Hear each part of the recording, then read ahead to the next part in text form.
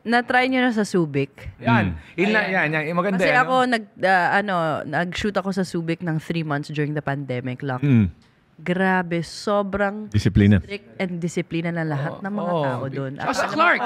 So to continue with the questioning of Bel or the statement of Bel, nagkaroon tayo ng glimpse of a bagong Pilipino doon sa Subic na kaya natin. And sa abroad, di ba? Kita mo mga Pinoy, left and right, sumusunod talaga sa ano. Bakit ka na ng Pinoy? Pagka meron naman palang sinusunod na... Parang yung Subic ng ibang bansa. Ba't nagiging gano'n ang attitude na kaya naman pala natin? Pero pag din sa Pilipinas, parang back to normal ulit tayo. Ano kayang Well, mentality siguro yun? yung strict enforcement ng batas and then siguro yung high penalty.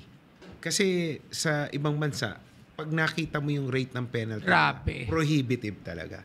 Talagang hindi mo gugustuhin mag-violate dahil alam mo masasaktan ka sa Dubai. penalty. Yes. Grabe traffic Ang violation problem doon. kasi dito sa atin, pag nagtaas ka ng penalty, unang sigaw sa iyo, Anti-poor. yes. Mm. Even no, nag-increase kami ng penalty sa bus lane. Kasi dati 500 eh. Sige, Ginawa namin 5,000. 5,000. Ang unang kritisismo sa amin, money-making business yan. Kaya nyo tinaasan, gusto nyo kumita. Against kayo sa mahirap dahil wala silang pambayad. Which is not the case.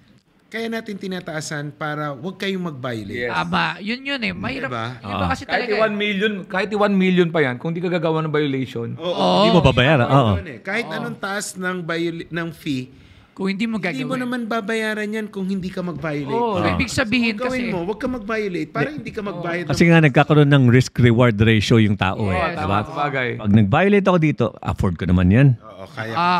Ang tanong, Attorney Don, alam ba nila kung ano ang violation? Yes, kasi They're aware. Aware. ilang taon na rin naman ang bus lane. Okay. Example natin.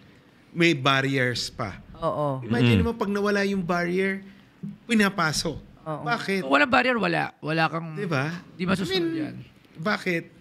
Kasi, yun nga, yung entitlement, nagmamadali, gusto makagulang, makauna, Tama. ayaw sumunod sa batas. Tapos pag tinaasa mo yung penalty, sasabihin sa'yo, anti-poor sila. Dahil yung mga mahihirap, hindi raw kayang bayaran yung penalty. Ayan! Huwag kang mag-violate. Violate. Simple lang yun eh.